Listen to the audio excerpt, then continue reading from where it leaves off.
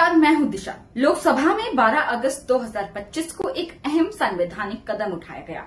Allahabad high court के न्यायमूर्ति यशवंत वर्मा के खिलाफ महाभियोग प्रस्ताव स्वीकार हुआ और 3 सदस्यीय जांच समिति गठित कर दी गई है।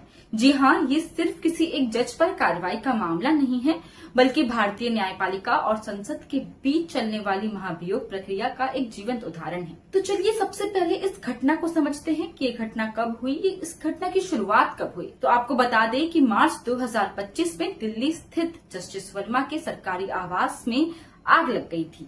मौके पर फायर ब्रिगेड पहुंची और आग बुझाने के बाद वहां जले हुए नकद नोट पाए गए।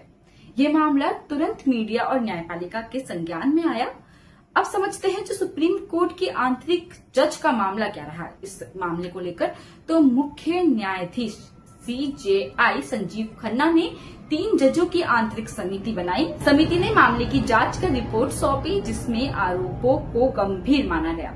रिपोर्ट के आधार पर CJI ने भारत सरकार को न्यायमूर्ति वर्मा को हटाने की सिफारिश की।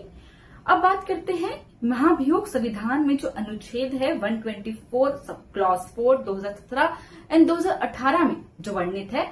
सबसे पहले बात करेंगे कि प्रस्ताव कौन ला सकता है।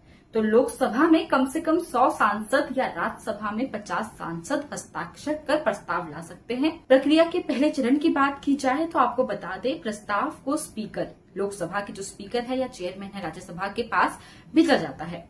स्पीकर या चेयरमैन प्रारंभिक जांच कर यह तय करते हैं कि प्रस्ताव स्वीकार किया जाए या नहीं। अगर मैं दूसरे चरण की बात करूं तो दूसरे चरण में आते हैं जांच समिति। यदि प्रस्ताव स्वीकार हो जाता है तो जजेस इंक्वायरी एक्ट 1968 के तहत 3 सदस्य समिति बनाई जाती है। इस समिति में एक सुप्रीम कोर्ट जज, एक हाई कोर्ट चीफ जस्टिस और एक वरिष्ठ अधिवक्ता शामिल होते हैं। अब बात करते हैं तीसरे चरण की। तो तीसरे चरण में सांसद में मतदान का चरण शुरू हो जाता है। यदि समिति दोषी पाती है तो प्रस्ताव पर संसद के दोनों सदनों में 2/3 बहुमत से मतदान होना जरूरी है। अब आता है अंतिम चरण। तो अंतिम चरण में बात होती है राष्ट्रपति की मंजूरी। दोनों सदनों से पारित होने के बाद राष्ट्रपति न्यायाधीश को पद से हटा सकते हैं। अगर मैं वर्तमान में मामला क्या चल रहा है उसकी बात करूं तो 12 अगस्त 2025 को लोकसभा स्पीकर का फैसला आया, जिसमें बोला गया था 146 सांसदों द्वारा हस्ताक्षरित प्रस्ताव स्वीकार किया गया है। 3 सदस्य समिति का गठन हुआ, जिसमें शामिल है न्यायमूर्ति अरविंद कुमार जो कि सुप्रीम कोर्ट के हैं, न्यायमूर्ति मनिंद्र मोहन श्रीवास्तव जो कि मद्रास हाई कोर्ट के मुख्य न्यायाधीश है। आखिर में आते हैं BV आचार्य जो कि एक वरिष्ठ अधिवक्ता है कर्नाटक हाई कोर्ट से। अब जो समिति होती है उसका काम क्या होता है, उसका कार्य क्या होता है? जस्टिस वर्मा के खिलाफ आरोपों की जांच करना, सबूतों, गवाहों और दस्तावेजों के आधार पर रिपोर्ट तैयार करना। अब इस समिति के काम करने की समय सीमा क्या रहती है? तो कानून में कोई तय समय सीमा नहीं है, लेकिन आमतौर पर ऐसे मामलों में 6 महीने से 1 साल का समय लग सकता है। अब बात करते हैं इस पूरे के पूरे मामले का संवैधानिक और ऐतिहासिक महत्व क्या है। तो आपको बता दें कि भारत इतिहास में न्यायाधीशों पर महाभियोग के बहुत कम मामले हुए हैं। अब तक किसी भी सुप्रीम कोर्ट या हाई कोर्ट जज को महाभियोग प्रक्रिया के पूरे होने के बाद औपचारिक रूप से पद से नहीं हटाया गया है।